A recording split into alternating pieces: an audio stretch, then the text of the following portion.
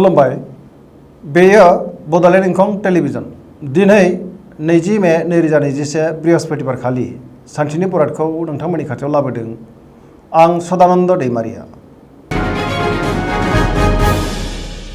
सिगां फरायनो लादों मेष राशि गिबि हांखो अ ल दिनैनि साना बारा मोजां नङा गोसोखौ दिनै जोबोर गिलुं गिलुं मोनगोन गोसोआव गिनाय फैगोन गोसोआ दिनै गोजोननाय गैयै जागोन गोसोखौ गोबां गुलुं गुजुंबो मोनगोन देहाया मोजाङै थागोन सोरनिबा सायाव गोबां रागा जोंफ्लांनो हागौ रांखावरियाव बारा मोजां नङा गोबां खहा जानांनो हागौ बेफार फालांगियाव मोजां नङा होनजायो गुबुना दिनै खहा खालामनो नाजागोन न'खराव अदेबानि अनलायनाय फैगोन मावनो लानाय खामानिखौ मावफुंनो गोब्राब जागोन मानिबा जाहोनाव गोसोआ बायगोन जेबो गोदान हाबायाव आखाइ होथ'यैआनो गाहाम होनजायो बिमा बिफानि बोसोन लानानै खामानिखौ मावनांगोन सोरबाया लाजि फोनांनो नाजागोन सांग्रां जानाया गाहाम गोसोआ दिनै जोबोर दरसि दरसि जागोन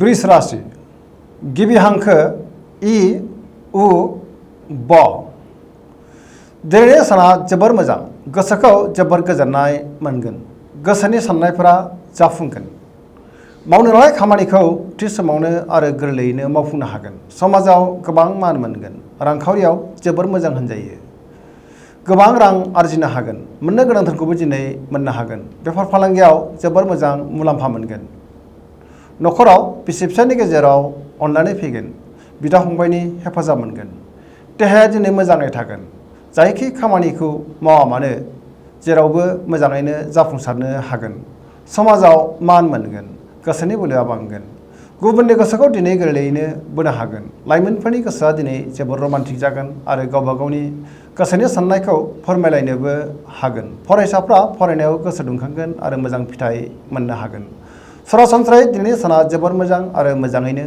बारग'लांगोन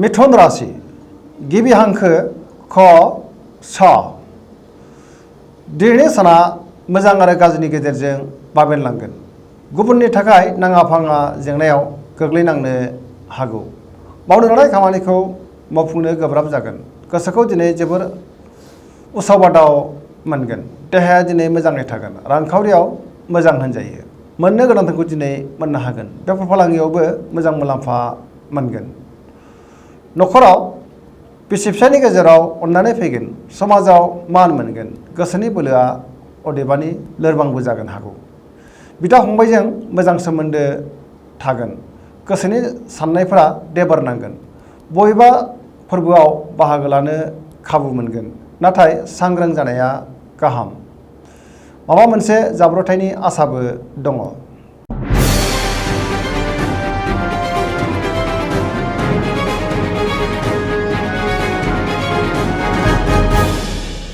कर्कट राशि गिबि हांखो ड ड ह दिनैनि साना बारा मोजां नङा गोसोआव गोजोननाय गैयै जागोन गोबां बेले बेजे साननाय फैगोन गोसोखौ दिनै गिलुं गिलुं मोनगोन नेगेटिभ एनार्जिनि गोहोम गोग्लैगोन मावनो लानाय खामानिखौ मावफुंनो गोब्राब जागोन रांखावरियाव मोजां बेफार फालांगियावबो मोजां होनजायो देहाया दिनै मोजाङै थागोन अब्लाबो नाथाय जानाय लोंनायाव सांग्रां जानाया गाहाम गुबुननि हेफाजाब मोननाय नङा गुबुना फोथायनो गोब्राब जागोन गुबुनजों रायखुमा जानोबो हागौ न'खराव बिसि फिसायनि गेजेराव एना एनि फैनो हागौ गोसोआ दिनै जोबोर दरसि दरसि जागोन सोरनिबा सायाव गोबां रागा जोंखुमागोन आरो दुखु मोननाय फैगोन सोरबा लोगोआ खहा खालामनोबो नाजागोन सांग्रां जानाया गाहाम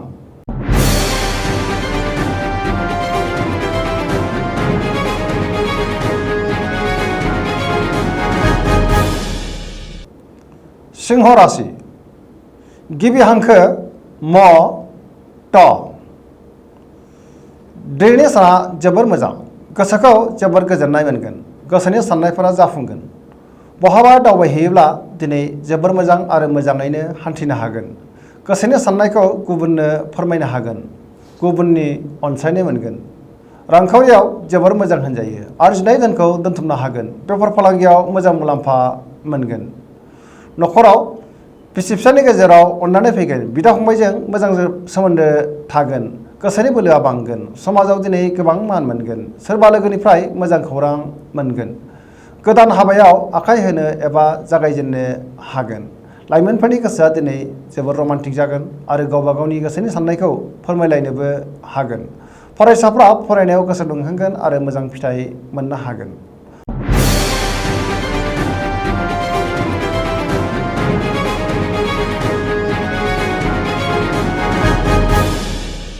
कन्या राशि गिबि हांखो प ट। दिनैनि साना जोबोर मोजां।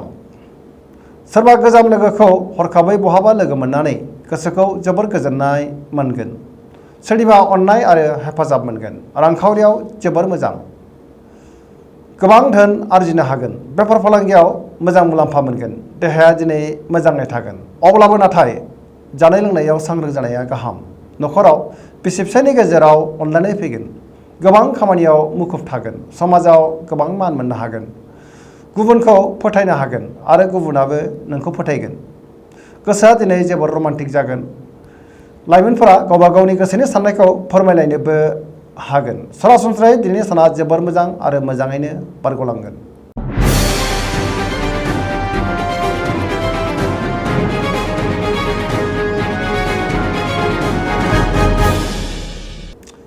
तुला राशि गिबि हांखो र ट। दिनैनि साना जोबोर मोजां। गोसोखौ जोबोर गोजोननाय मोनगोन। गोसोनि बोलोआ बांगोन। गोसोनि साननायफोरा जाफुंसारगोन। मावनो लानाय खामानिखौ थि समावनो मावफुंनो हागोन। देहाया दिनै मोजाङै थागोन। रांखावरियाव जोबोर मोजां होनजायो। न'खराव बिसि फिसायनि गेजेराव अननानै फैगोन। बेफार फालांगियाव मोजां मुलाम्फा मोनगोन। पजिटिभ एनार्जिनि गोहोम गोग्लैगोन। जायखि खामानि मावा मानो खामानिखौ मोजाङैनो मावफुंनो हागोन आरो जाफुंसारगोन। लोगोफोरनि हेफाजाब मोनगोन। बहाबा दावबायहैनो खाबु मोनगोन। सेंग्रा सिख्लाफ्रा गोसोखौ जोबोर रमान्टिक मोनगोन आरो गावबा गावनि गोसोनि साननायखौ फोरमायलायनोबो हागोन। फरायसाफ्राबो फरायनायाव मोजां फिथाइ मोनगोन आरो गोसो दुंखांगोन। सरासनस्रायै दिनै साना जोबोर मोजां आरो मोजाङैनो बारग'लांगोन।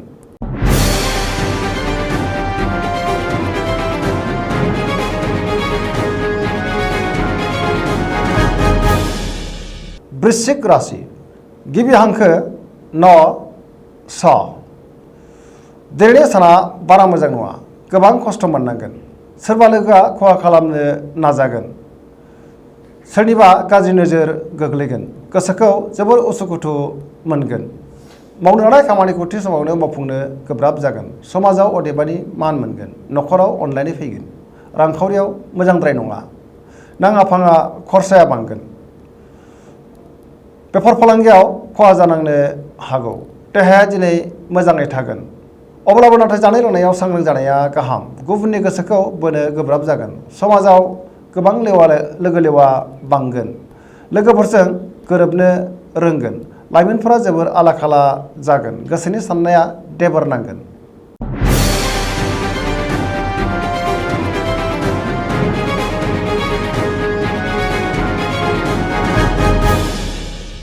धनु राशि गिबि हांखो ढ फ भ।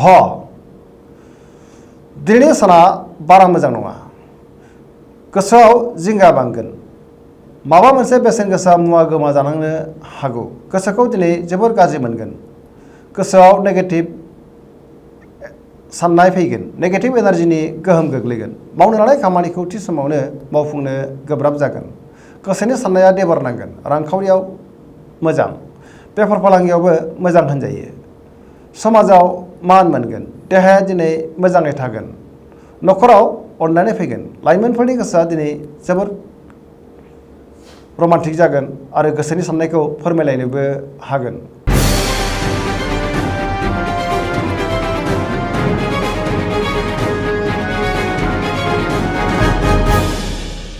मकर राशि गिबि हांखो ख ज। दिनैनि साना जोबोर मोजां। गोसोखौ जोबोर गोजोननाय मोनगोन। पजिटिभ एनार्जिनि गोहोम गोग्लैगोन।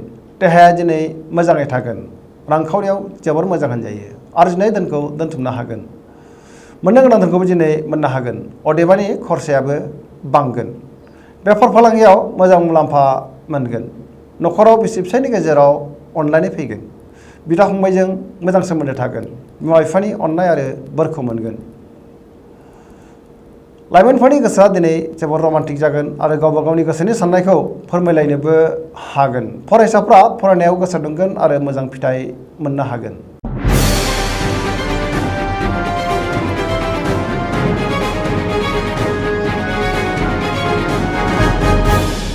कुम्भ राशि गिबि हांखो ग स स दिनैनि साना जोबोर मोजां गोसोखौ जोबोर गोजोननाय मोनगोन गोसोआव बोलो बांगोन गोसोनि साननायफोरा जाफुंगोन मावनो लानाय खामानिखौ थि समावनो आरो गोरलैयैनो मावफुंनो हागोन समाजाव गोबां मान मोनगोन लोगोफोरनि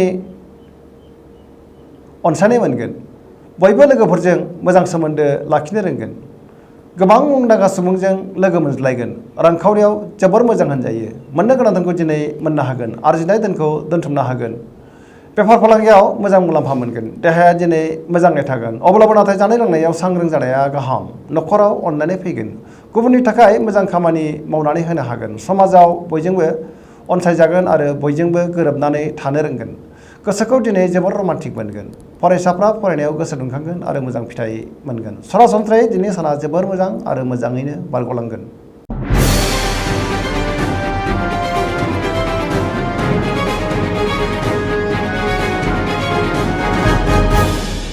मीन राशि गिबि हांखो ड स दिनैनि साना जोबोर मोजां सोरबा आंगो लोगोजों दिनै बहाबा लोगो मोनलायनानै गोसोखौ जोबोर गोजोननाय मोनगोन गोसोआव पजिटिभ एनार्जिनि गोहोम गोग्लैगोन देहाया दिनै मोजाङै थागोन रांखावरियाव जोबोर मोजां मोननो गोनां धोनखौ दिनै मोननो हागोन गोबां रां आरजिनो हागोन बेफार फालांगियाव मोजां मुलाम्फा मोनगोन न'खराव अनलायनाय फैगोन बिमा बिफानि अननाय आरो बोर मोनगोन बहानिफ्रायबा मोजां खौरां मोनगोन समाजाव गोबां मान मोनगोन फरायसाफ्रा फरायनायाव गोसो दुंखांगोन आरो मोजां फिथाइ मोननो हागोन लाइमोनफोरनि गोसोआ दिनै जोबोर रमान्टिक जागोन आरो गावबा गावनि गोसोनि साननायखौ फोरमायलायनोबो हागोन गोसोनि साननायफोरा जाफुंगोन सरासनस्रायै दिनैनि साना जोबोर मोजां आरो मोजाङैनो बारग'लांगोन